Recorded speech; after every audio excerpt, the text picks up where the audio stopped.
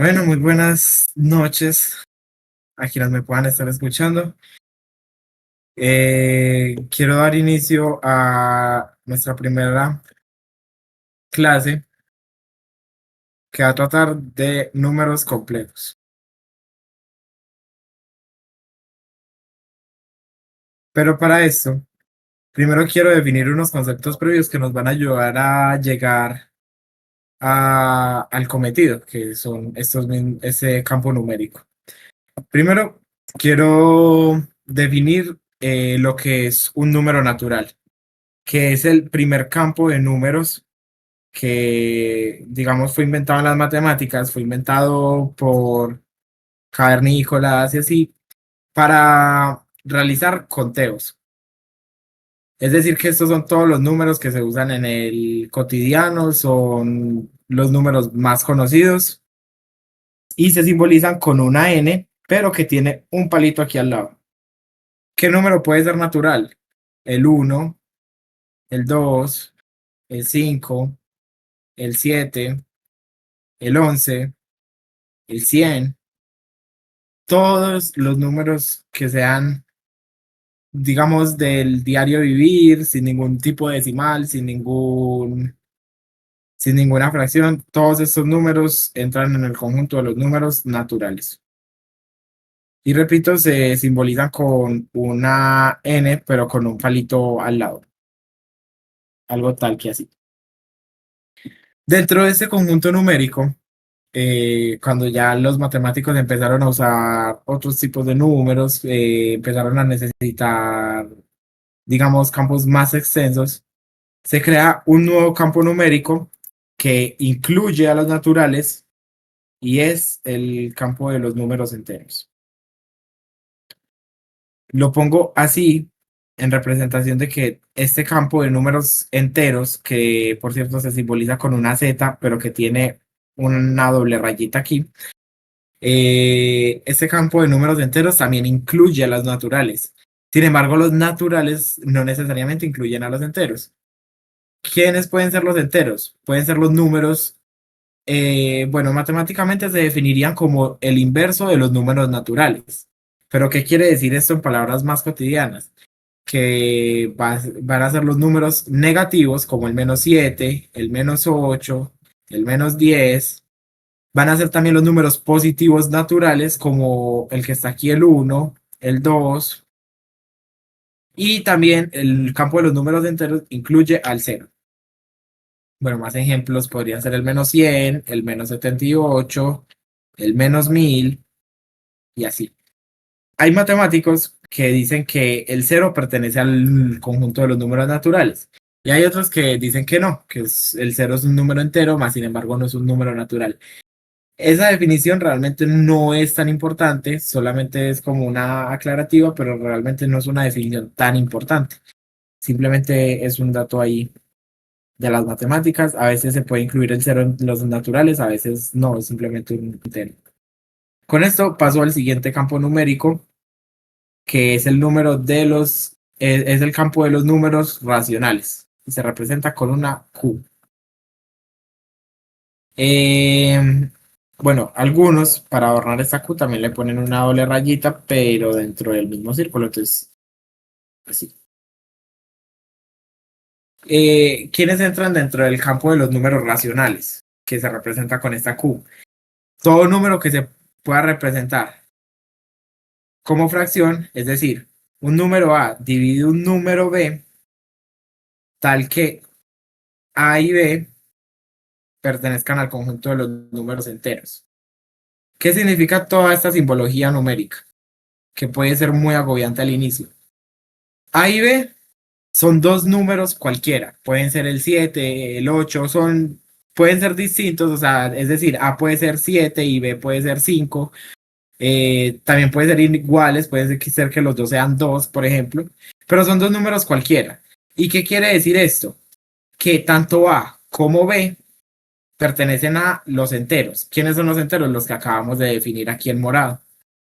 Eso pues es como notación matemática, que me parece muy importante que se aprendan en estas clases porque también ayudan a desarrollar la lógica matemática. Entonces, un número n que pertenezca a los números racionales se va a dar si y solo si, y ya es la definición que di. Esta es la definición de los números racionales. Ahora, en papel, para que se entienda mejor quiénes son los números racionales, pues las fracciones. Por ejemplo, 3 medios, tanto el 3 como el 2 son números enteros. Entonces, por eso son números que, por eso 3 dividido 2 es un número que pertenece a los racionales. A 7 quintos también, a un medio también, pero también dentro de los números racionales están los enteros y por ende también están los naturales. Es decir, el -7 también es un número racional. ¿Por qué? Porque el -7 lo puedo expresar de muchas formas como una fracción. Por ejemplo, el -7 puede ser -14 dividido 2. También puede ser -7 dividido 1. También puede ser -21 dividido 3. Y así sucesivamente. Por lo que podemos deducir que el -7 pertenece al conjunto de los números racionales. Ahora, otro dato. Esto aquí en matemáticas se le llama solución trivial. Y quiere decir que es, en pocas palabras, es una solución obvia. Es algo que no se necesita mucho pensarlo para llegar a esa solución. A eso le llamamos solución trivial. Y la palabra trivial es una palabra que nos va a acompañar en muchos conceptos. Bueno, ahora hay números que no necesariamente tienen que estar en estos tres campos numéricos. Hay números que están por fuera de este campo numérico. ¿Como cuáles? Como por ejemplo pi. Pi es un número que no se puede representar de esta forma, a dividido b. No hay ningún número entero en el mundo, ningún número entero que me dé pi, que me dé como resultado pi. Es decir, que pi es distinto de a dividido b, siempre y cuando, hay que poner esta restricción, siempre y cuando a y b pertenezcan al conjunto de los números enteros. Así se define un número, bueno, así se define el conjunto de los números como pi, que ya voy a mencionar su nombre. Otro número que entra en este conjunto es el número e, de Euler. Es una constante que se usa mucho en estadística y es un número pues muy importante dentro de las matemáticas. También el número de oro, phi, es un número que se obtiene de una relación entre dos longitudes y es un número irracional. También la raíz cuadrada de cualquier número primo, por ejemplo el 2, es un número irracional, así se le llama a ese conjunto numérico, que no está dentro de los otros conjuntos numéricos ya definidos.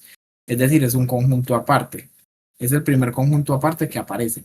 La raíz cuadrada de cualquier número primo. Por ejemplo, raíz de 3 también, raíz de 5, raíz de 7, raíz de 13 y así sucesivamente. También algunos logaritmos. Por ejemplo, el logaritmo natural de 2 es un número irracional. Y este conjunto de números irracionales como tal no tiene una forma de representarse. A mí me gusta representarlo como con la misma Q de los racionales, pero con un palito así atravesándolo. Es una forma de representarlo, pero tampoco es muy necesario y pues el conjunto como tal matemáticamente no tiene una representación fija. Ahora, todo aquí, todo esto, todo este conjunto define un conjunto más grande que es el conjunto con lo que normalmente se trabaja y es el conjunto de los números reales. Todos estos son números reales, todos. Y se representan con una R y un palito aquí al lado. Todos son números reales, todos en un paquete solitos. ¿Qué pasa? Bueno, entonces los números reales se definen en una recta aquí hay una recta real, aquí está el menos infinito, aquí está el infinito positivo y aquí está el cero. Entonces, todos estos números que hay acá, todos ellos están en esta recta, ubicados a lo largo de esta recta. Eso es la representación de los números reales. Obviamente ya de aquí sale el plano, pero pues ya eso es otro concepto, no tan necesario en estos momentos, pero de aquí ya puedo plantear otro plano. Y entonces este es el eje X, que también se llama el eje de las abscisas, y este es el eje Y, que se le llama el eje de las ordenadas. Pero, como dije, esto es otro concepto que por ahora no necesito utilizar. ¿Qué pasa?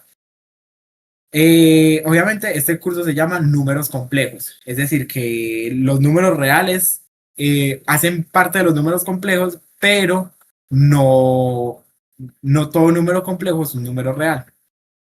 Cuando los matemáticos se dieron cuenta que existían ciertas ecuaciones donde la variable no tenía solución dentro de este conjunto numérico, se pusieron a pensar o sea, qué número o qué valor le podrían dar para solucionar las ecuaciones. Pongo un ejemplo. X más 5 igual a 10. Esta es una ecuación súper normal, súper sencilla y es súper fácil. ¿Cómo se resuelve? Resto 5 a ambos lados de la igualdad o este 5 que está sumando lo paso a restar, es lo mismo. Y entonces me queda que X es igual a 10 menos 5 y es decir que X es igual a 5. Una ecuación normal de toda la vida. Pero ¿qué pasa? Que cuando llegamos a una ecuación de segundo grado, algunas de las ecuaciones de segundo grado, x cuadrado, por ejemplo, x cuadrado menos 1 igual a 0. Entonces, sumo 1 a ambos lados de la igualdad o paso este menos 1 a sumar acá. Entonces me queda x cuadrado es igual a 1 positivo. Y de aquí ya saco dos soluciones, que x puede ser 1 o x puede ser menos 1. Pero, como ya dije, hay ecuaciones donde los matemáticos se dieron cuenta que la x no era un número real. Esta x no podía tomar el valor de ningún número real. Por ejemplo, esta ecuación. En esta ecuación no hay ninguna x que se la satisfaga y que pertenezca a los números reales. Es decir, que x no pertenece al conjunto de los números reales. Entonces, ¿qué se propuso en esa época? Crear una unidad, crear un número, tal que si yo lo elevo al cuadrado me debe dar menos 1. ¿Por qué? Porque esta ecuación lo que me dice es x cuadrado es igual a menos 1. Lo único que hice fue pasar este 1 que estaba sumando a restar. O restar un menos 1, pues restar 1 a ambos lados de la igualdad. Entonces, obviamente, si yo le saco raíz a esto, pues la raíz cuadrada de menos 1 dentro de los números reales no está. No hay ningún número que me dé, es que si yo le saco raíz cuadrada, pues me dé menos 1. Entonces, ¿qué se dijo? Se planteó un número i, se le llamó i, también se le dice unidad imaginaria, y esta i era igual a la raíz cuadrada de menos 1. O sea que por ende, i al cuadrado es exactamente igual a 1. Estas son definiciones matemáticas que ya se plantearon hace tiempo, ya se demostraron hace tiempo en base a varios axiomas, que me parece que no es oportuno mostrarlos por ahora en el curso, porque lo que estoy tratando de definir aquí es de manera simple lo que es la unidad imaginaria. Entonces, repito, ¿qué es la unidad imaginaria? Y un número i que es igual, exactamente igual a la raíz cuadrada de menos 1. Y que por ende, vuelvo a escribir lo mismo, no pasa nada, y al cuadrado debe ser exactamente igual a menos 1. Entonces, ya aquí creé un nuevo, un nuevo conjunto de números. Lo voy a poner con este rosadito. Un nuevo conjunto de números, al cual voy a llamar el conjunto de los números imaginarios. Ese tampoco tiene como tal un símbolo, pero sí es muy normal verlo simbolizado así, como una I, pero con doble palito. Pero tampoco es como que tenga un símbolo fijo. Aquí, bueno, pongo la unidad imaginaria. Puedo poner múltiplos de esta misma unidad imaginaria, es decir, 2i, 2 por i, o 3i, o 5i, etcétera. Estos son el conjunto de los números imaginarios. Y ya todo un conjunto. Ahora voy a crear todo un conjunto nuevo que me albergue todos los números que existen. Lo voy a poner aquí, así, con este colorcito como neón, que se vea bien. Y a este conjunto lo voy a llamar el conjunto de los números complejos. Y se representa con una C así. O sea, como con una C y un palito ahí. Muy bien. Este es el conjunto de los números complejos. Entonces, siguiendo el ritmo por varios axiomas matemáticos, se llega a la conclusión de que un número complejo Z, eso es un número cualquiera, un número, eso sí, complejo, al que le voy a llamar Z, se va a definir de una forma específica, que va a ser de la forma A más B por I. Voy a quitar este punto que es trivial, solamente voy a dejar el B por I.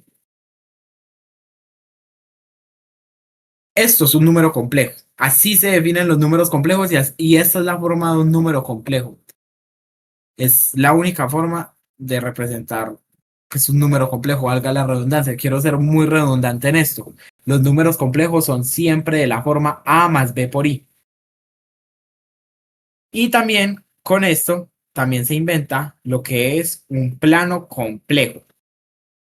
Y se dibuja pues como igual al plano cartesiano de toda la vida, pero estando aquí los números imaginarios en el eje que sería de las ordenadas, es decir, el eje Y va a ser de números imaginarios, y aquí el eje de las abscisas, es decir, el eje X, es el eje de los números reales.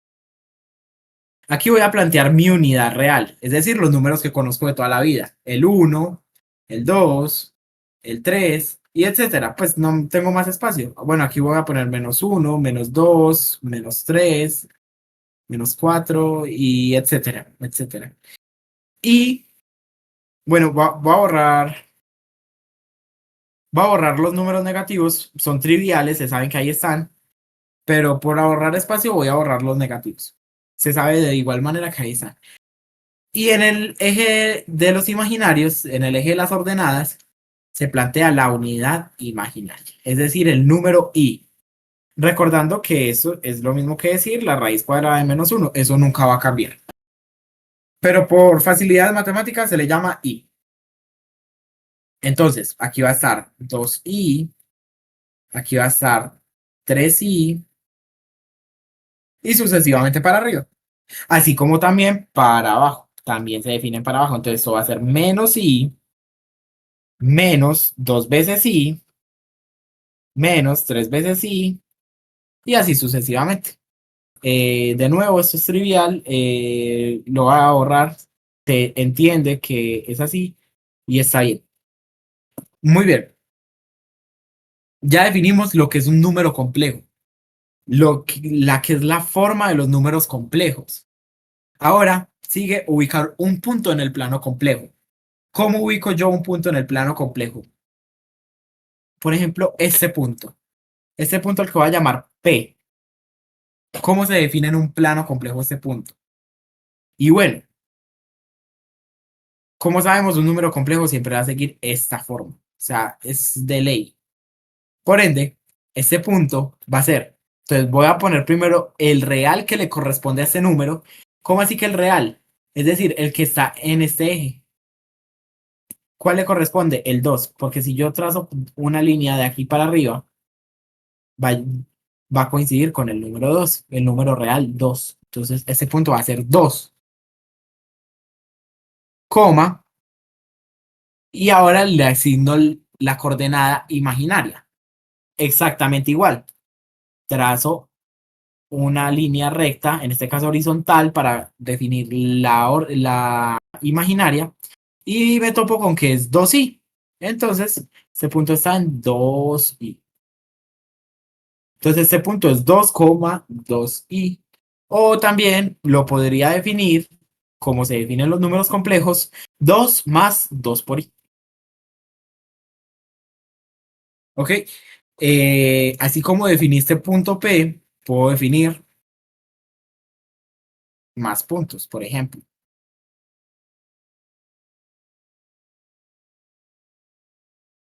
Aquí está la unidad imaginaria, aquí está la unidad real, sabiendo siempre pues que este es el eje de los reales y este es el eje imaginario.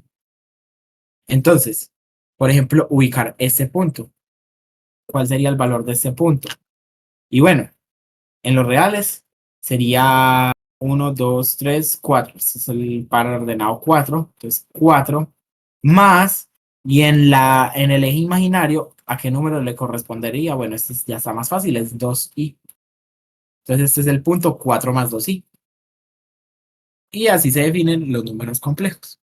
Ahora, algo muy importante y que sirve mucho para trabajar con números complejos y son las potencias de i.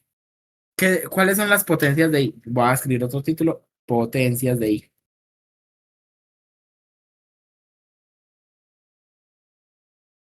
Bueno, sigo definiendo i como mi unidad imaginaria, que es exactamente igual a la raíz cuadrada de menos 1. Eso no cambia, eso sigue igual. Voy a elevar i a la 0. ¿Qué pasa si yo le voy a la 0? ¿Cuánto me debería de dar? Bueno, recordemos que i es igual a raíz cuadrada de menos 1. Entonces, si yo elevo esta raíz cuadrada a la 0, pues esto por consecuente me debe dar 1. Entonces, i a la 0 da 1. Ahora, i a la 1, pues todo número elevado a la 1 es ese mismo número, eso no cambia para la unidad imaginaria, sigue siendo exactamente el mismo número. Y aquí es donde empieza lo interesante. Bueno, i al cuadrado. Por la propia definición de i, matemáticamente vamos a hacerlo con simbología. I al cuadrado es igual a menos 1, tal que i, la unidad imaginaria, sea igual a la raíz cuadrada de menos 1. Esto es la definición del número i, eso no se puede cambiar, por lo que, por la propia definición de i al cuadrado debe ser exactamente igual a menos 1. Y sigue i al cubo. Para eso sí hay que hacer, digamos, operaciones algebraicas. I al cubo lo voy a reescribir como i al cuadrado por i, pues por i a la 1. Si se dan cuenta, i al cubo es exactamente igual a esto, a la multiplicación de estos dos. Lo único que hice fue como separar una i de estas, separar esta i de estas otras dos i. Pero de resto siguen iguales, sigue siendo la misma operación. Pero yo qué sé de esto, que i al cuadrado es menos 1. ¿Y qué sé de esto?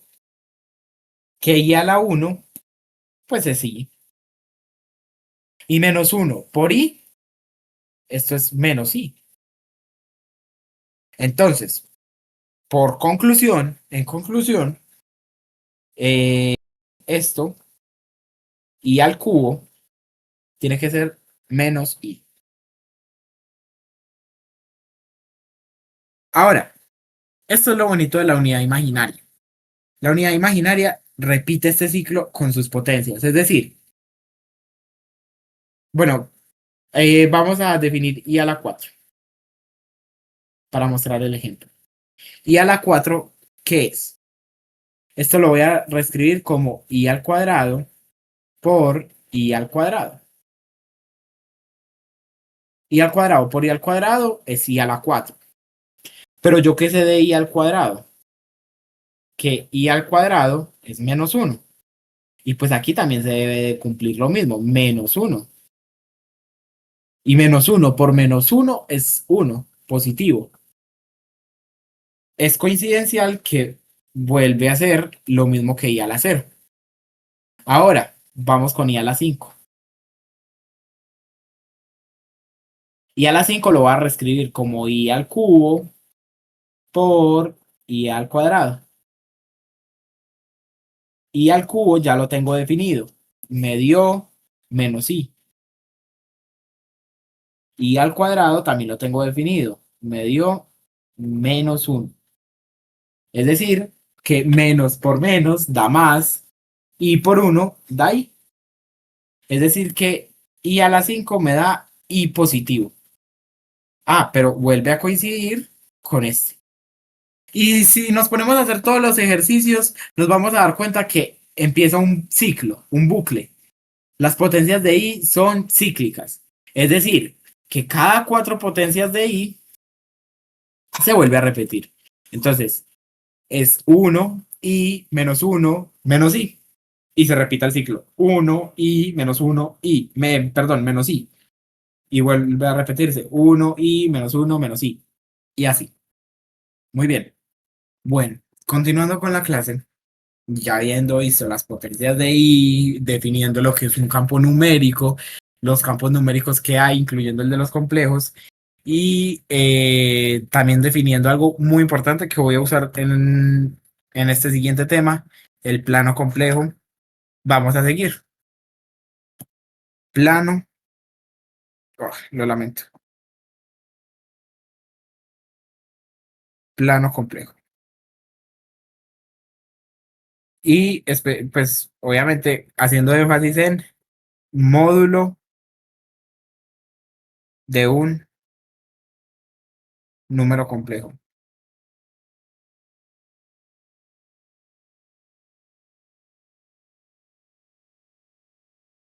Aquí, perdón que copié esto junto.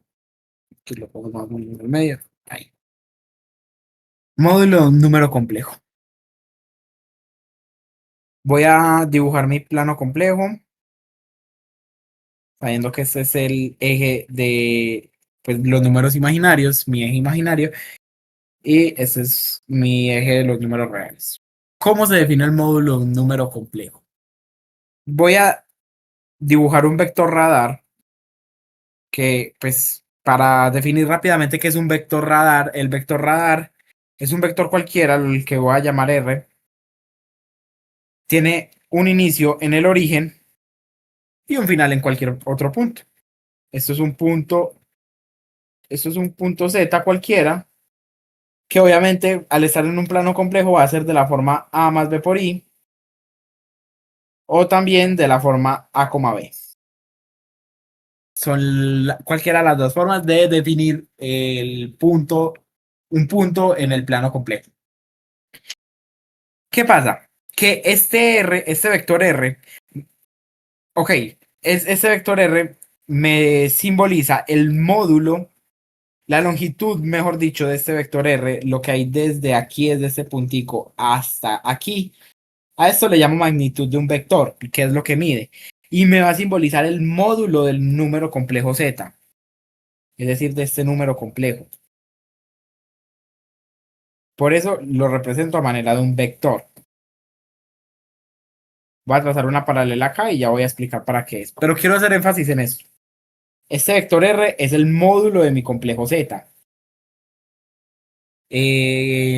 Pero para decir eso, tengo que también pues decir como que o sea, tengo que medir la magnitud del vector. La magnitud del vector es lo que realmente me va a representar el complejo Z. Muy bien. ¿Para qué trace esta paralela? Resulta que esta paralela yo va a tener una longitud B. Es una longitud a la que le voy a llamar B. Y desde este punto hasta este punto va a tener una longitud a la que le voy a llamar A. ¿Ok? Que ¿Qué puedo saber yo aquí por simple teorema de Pitágoras? Que el módulo de z, o sea, la magnitud del vector, también, la magnitud del vector r, también puede ser representada, pero como no estoy trabajando con vectores, lo voy a borrar. Pero se sabe que es la magnitud del vector r. Esto elevado al cuadrado va a ser igual a al cuadrado más b al cuadrado, siendo pues esta a y este b. Entonces, ¿sabes? Este teorema de Pitágoras es simple, es básico. Pero yo necesito el módulo de z.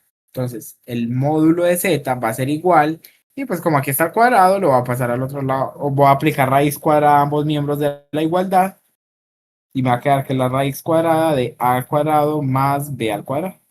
Y ese es el módulo de un complejo z. Eh, una duda que surge mucho, ¿por qué aquí no hay un más y un menos? Pues sí, o sea, si saco raíz cuadrada a ambos lados, eso me debería quedar a más menos la raíz. Pero la razón por la que no pasa esto es porque el módulo de un complejo z es una longitud, es la magnitud de este vector, la magnitud de este vector. Y por ende, debe ser positiva, siempre. O sea, sin romper esa ley, siempre va a ser positiva esta magnitud, pues esta longitud. Por eso solamente es la raíz cuadrada. No se trabaja con más y menos. Solamente la raíz cuadrada, positiva. Bueno, muy bien. Esa es la fórmula para hallar la magnitud de un vector. Muy bien. Pero pues esa fórmula sí, como tal, no me representa nada. Creo que es necesario hacer un ejercicio. Entonces, voy a poner aquí ejercicio.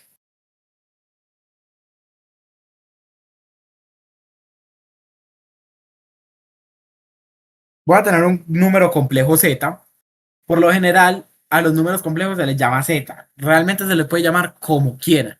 Pero para que no hayan confusiones, para que no se intercambien ahí ciertos conceptos, es preferible llamarlo un complejo z. Entonces, un complejo z de la forma a más b por i. Pero ya no voy a trabajar con a más b por i. Le voy a dar valores a eso para, digamos, representar una situación real. Entonces, 5 más 10 por i. Como vemos, esto sigue teniendo la misma estructura, o sea, esto no ha cambiado, ni va a cambiar. Pero en este caso, quise decir que la A iba a ser 5 y la B iba a ser 10. Solamente por este caso. Es un caso particular. Entonces, tengo un complejo Z de la forma 5 más 10 por i. Lo primero que voy a hacer, porque quiero que este ejercicio sea la recopilación de todo lo que he visto, de todos los temas que he visto. Lo primero que voy a hacer, pues, es decir que en campo numérico está súper fácil. Esta expresión, es decir, z, es un número que pertenece al campo de los números complejos. Listo, no tiene mucha ciencia. ¿Qué sigue? El plano complejo. Entonces vamos a ubicar este punto en el plano complejo. ¿Cómo lo voy a hacer? Voy a dibujar aquí el primer eje. Voy a dibujar aquí el segundo eje. ¿Sabes si lo voy a hacer un poco más grande? Voy a decir que esta es mi unidad real. Ahí está definida mi unidad real. Y aquí voy a definir mi unidad imaginaria. Por lo general, yo no acostumbro a terminar el plano, es decir, poner aquí un 2, aquí un 3, aquí un 4. No lo acostumbro a hacer. ¿Por qué? Porque por la misma definición de un plano, si esta longitud de aquí a aquí, si esta longitud es una unidad, el resto de longitudes tienen que ser iguales. Entonces, yo sé que aquí hay otra unidad y aquí hay otra unidad y por ende esta va a ser 2 y esta va a ser 3. Entonces, eso siempre se debe cumplir, eso es una normativa. Yo no puedo violar mi unidad, la unidad que yo ya establecí. Yo en este caso quise que sea de un cuadrito de mi cuaderno. Esa unidad no se puede violar. Por ende, siempre pongo mi unidad aquí y mi unidad acá. O sea, mi unidad en el eje de los reales y en el eje de los imaginarios, y ya con eso quedan bien definidos. No deberían de haber confusiones. Bueno, voy a graficar este punto. Primero me voy a ir a la parte real, que es este 5 que está aquí solo, que no lo acompaña ninguna I. La parte real, pues, y como ya dije, es un 5, entonces voy a ubicar el punto 5 en el eje real, que es el eje horizontal. Entonces, 1, 2, 3, 4, 5. Entonces aquí estaría el punto 5 en el eje real. Ahora, pues necesito ubicar el 10 en el eje imaginario. En este caso, voy a tener que mover mi plano más para abajo porque está muy cortico. Entonces, muevo el plano para acá.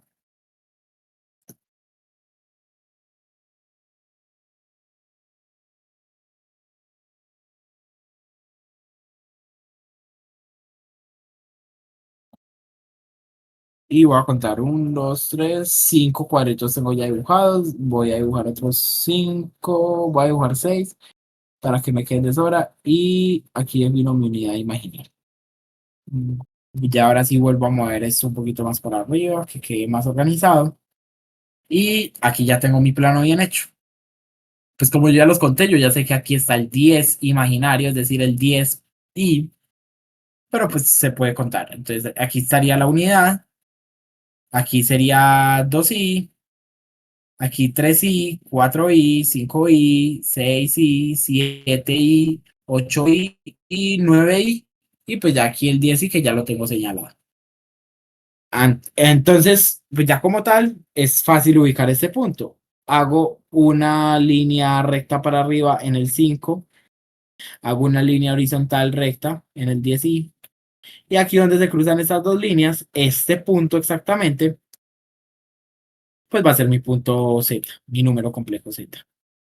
Ahí está.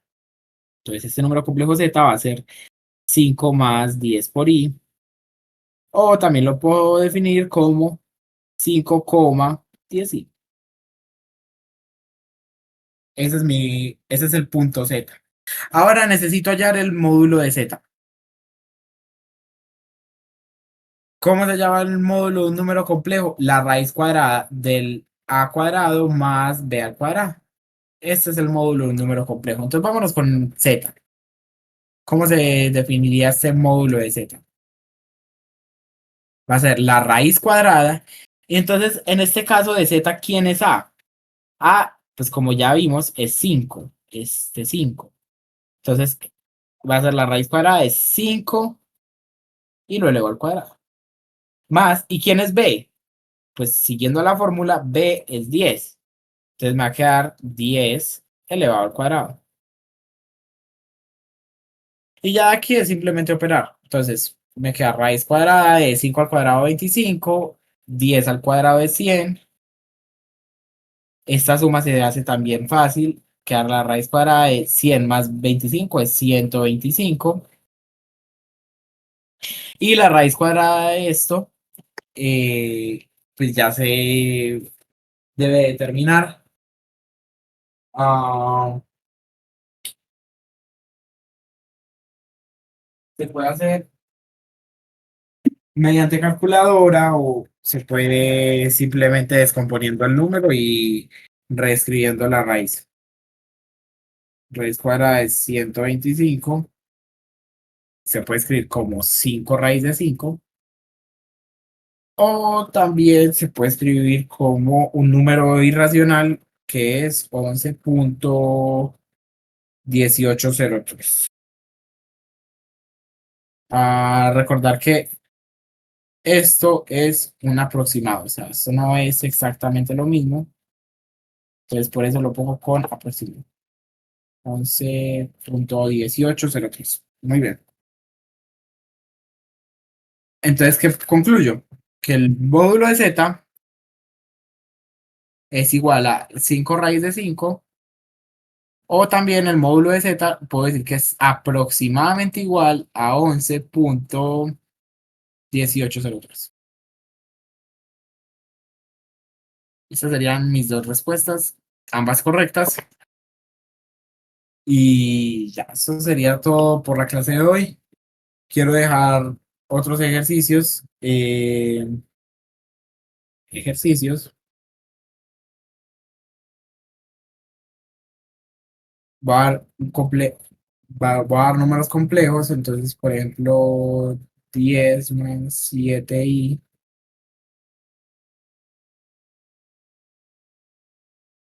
Otro. 1 más 2i. Otro. 14 más 3i. Y de graficar estos números complejos en el plano complejo. Muy bien graficados, soy muy riguroso con eso. También deben de hallarle el módulo, como lo acabé de enseñar, el módulo del número complejo. Y ya, eso sería todo. También quiero dejar un segundo punto y es que me digan a qué equivale y a la cita. Eso sería todo.